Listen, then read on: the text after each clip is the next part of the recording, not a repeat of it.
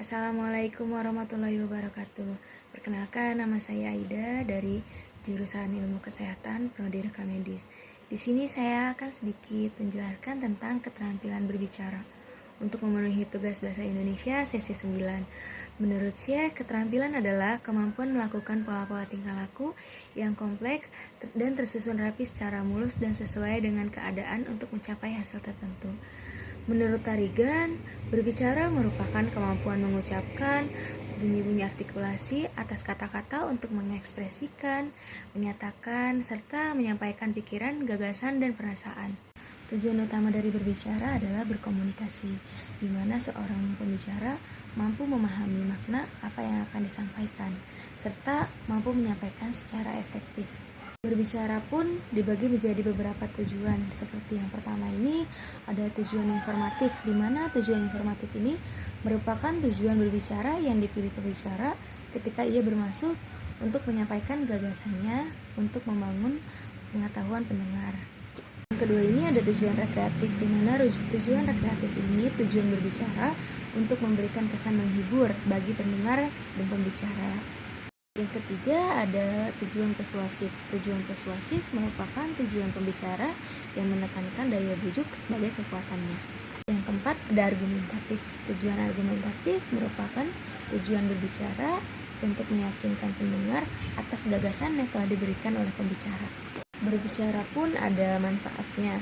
Manfaat tersebut dibagi menjadi beberapa bagian, yaitu yang pertama ada komunikasi dengan antar individu atau kelompok menjadi lebih efektif. Yang kedua, melancarkan pertukaran informasi. Yang ketiga, menambahkan kepercayaan diri. Keempat, menambah karisma dan wibawa. Kelima, salah satu faktor mempermudah memperoleh pekerjaan. Yang keenam, ada menambah level nilai dalam diri. Yang ketujuh, ada bisa mendapatkan kepercayaan dari masyarakat. Berbicara pun ada jenis-jenisnya. Seperti yang pertama, berbicara berdasarkan situasi pembicara, di mana dibagi menjadi dua, yaitu berbicara secara formal dan berbicara secara non-formal. Yang kedua, ada jenis berbicara berdasarkan tujuan pembicara, dibagi menjadi beberapa bagian, seperti berbicara untuk menghibur, berbicara untuk menginformasikan, berbicara untuk mempengaruhi, berbicara untuk meyakinkan, dan berbicara untuk menggerakkan.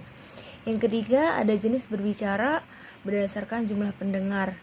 Dapat dibedakan berbicara antar pribadi, berbicara dalam kelompok kecil, dan berbicara dalam kelompok besar. Yang keempat, ada jenis berbicara berdasarkan peristiwa khusus yang melatari, bisa dibagi menjadi beberapa bagian. Yang pertama ada pidato presentasi, penyambutan, perpisahan, dan jamuan. Yang kelima, ada berbicara berdasarkan metode penyampaiannya, dibagi menjadi 4 bagian. Yang pertama ada metode mendadak, metode yang persiapan, metode membaca naskah, dan metode menghafal. Berbicara pun ada faktor-faktor yang mempengaruhinya, dibagi menjadi beberapa bagian. Yang pertama ada kepekaan terhadap fenomena, kemampuan kognisi dan imajinasi, kemampuan berbahasa, kemampuan psikologis, kemampuan performa. Dalam berbicara pun ada prosedurnya. Pembelajaran berbicara yang baik adalah pembelajaran berbicara yang berdasarkan pada proses pembicara itu sendiri.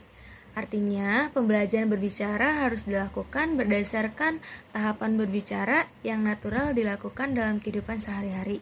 Proses yang dimaksud meliputi tahapan penangkapan ide, pengembangan ide, pengemasan ide, dan hingga pada akhirnya penyampaian ide. Di mana tahap perencanaan merupakan tahapan yang harus dilakukan siswa dalam membangun ide dalam pikirannya yang akan disampaikannya dalam kegiatan berbicara. Yang kedua, ada tahapan pemilihan, di mana dalam tahap ini siswa melakukan berbagai aktivitas mental untuk membangun, mengelola, mengembangkan, dan mengemas ide. Yang ketiga itu ada tahap pemroduksian. Pada tahapan ini, siswa secara langsung melakukan pembicaraan berdasarkan konteks dan tujuan tertentu. Guna meningkatkan kemampuan produksi ini, siswa hendaknya dibekali pengetahuan, terutama tentang pengetahuan artikulasi atau pengucapan tata bahasa. Mungkin cukup sekian presentasi yang dapat saya sampaikan. Kurang lebihnya mohon maaf. Wassalamualaikum warahmatullahi wabarakatuh.